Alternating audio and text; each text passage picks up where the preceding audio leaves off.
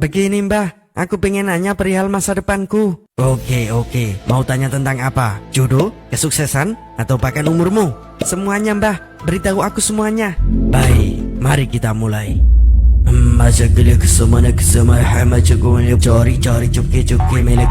Julip, bahasa apaan mantranya? Kayaknya India deh. Itu ada cori-cori cupke-cupke. Bukannya bahasa Korea ya? Tadi bilang opa-opa. Tahu nggak penting.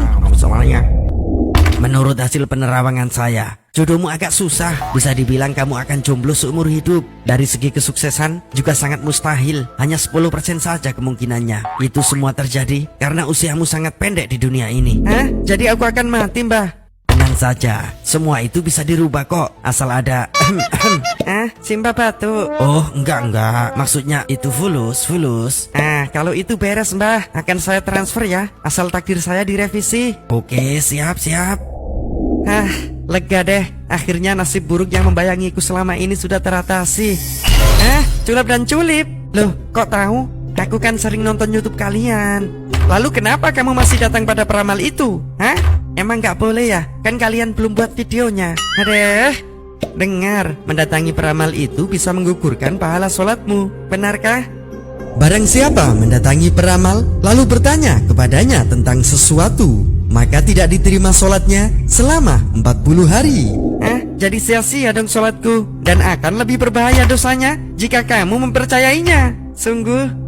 Barang siapa mendatangi dukun lalu mempercayai apa yang dikatakannya, maka ia telah kafir dengan apa yang diturunkan kepada Muhammad.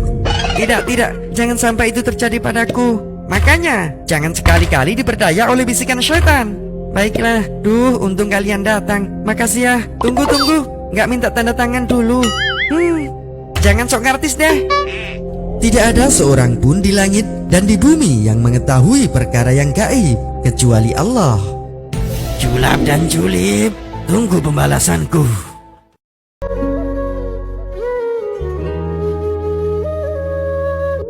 Nah, ini yang disebut dengan mustaqarrah. Mustaqar tadi di Quran surah ke-11 ayat ke-6.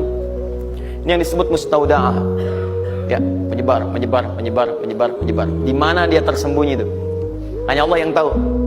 Makanya antum kan beraktivitas kan? Ada yang berdagang, ada yang kerja jadi karyawan, jadi gini, di pengusaha macam-macam untuk mendapatkan apa? Itu yang menyebar ini. Ya. Dan menariknya antum kan minta kepada Allah, ya kan? Bahkan setiap dalam sholat. Coba lihat, Isa aja tadi minta 4 kali. Masih ingat gak? Ya, coba duduk di antara dua sujud itu. Ya, antum baca apa? Rabbil firli wajburni apa artinya warzukni? Minta rizki. Tuh. Antum minta rizki. Antum ke pusat minta tuh pada Allah. Ya Allah, saya minta rizki. Warzuk itu minta rizki. Ada yang belum tahu. Yang 4 kali Isa warzukni. Setelah Isa masih minta juga. Ya Allah, berikan saya rizki. Yang tadi apa dalam sholat? Warzukni. Warzuk itu minta rizki. Antum minta ke pusat tuh, minta. Ya Allah, minta. Soalnya Allah disebarkan. Ambil. Cuman persoalannya yang kurang lengkap, kita nggak belajar bagaimana cara ngambilnya. Nggak tahu infonya, ini nyebarnya kemana aja nih. Yang paling repot itu adalah orang bikin usaha duluan. Usaha ini. Memang akan dapat. Cuma karena kita nggak tahu cara menyebarnya, maka masanya lebih lambat cara mendapatinya. Dan itu nggak terukur. Nggak terukur dalam konteks apa? Dalam konteks memetakan aktivitas kita. Kadang-kadang, maaf, waktunya sholat masih sibuk nyari ini. Ya, jadi kita nggak bisa bagi kapan sholat, kapan baca Quran, kapan sedekah, kapan tilawah, kapan ngapalin Quran. Coba lihat Abu Bakar As-Siddiq radhiyallahu ta'ala anhu. Itu kan pedagang sukses, pebisnis sukses, hartanya banyak, tapi masih sempat sholat tahajud sampai khatam Quran. Masih sempat sehari punya program sedekah, sehari nengokin orang sakit, sehari bisa menyolatkan orang yang meninggal, sehari bisa nganterin orang ke alam kubur. Kalau punya utang tuh jangan sedekah, teman-teman. Jangan terprovokasi dengan orang yang bilang, udah sedekah aja, nanti Allah tambahin 10 kali lipat, jadi kamu gampang bayar utang. Ini salah, keliru banget. Karena bayar hutang tuh hukumnya wajib, sedangkan sedekah tuh hukumnya sunnah. Kalau kita lagi punya duit, lalu kita malah pakai buat sedekah, padahal kan bisa dipakai buat bayar utang, walaupun belum semuanya, tapi setidaknya itu meringankan hutang kita. Orang yang sedekah padahal masih punya utang, itu kata para ulama, itu seperti bangun istana, tapi ngehancurin negeri. Apakah jika seorang berbuat maksiat, semua amalannya terhapus? Mohon nasihat Ustaz, karena akhir-akhir ini iman saya sering naik turun. Wallahi jamaah, ada perbuatan-perbuatan dosa yang bisa menghapuskan amalan, ada. Tapi tidak semuanya. Di antaranya adalah orang-orang yang ketika bersendirian, dia itu gak peduli sama Allah. Dia langgar semua aturan-aturan Allah. Tapi kalau ada orang, dia seperti orang yang taat sama Allah, maka hati-hati, bisa gugur amalan antum ketika itu. Maka ketika antum berbuat dosa, langsung bertobat. Dalam kondisi iman sedang naik turun, perbanyak zikrullah. Perbanyak zikrullah. Ala bi zikrillah tatmainnul qulub.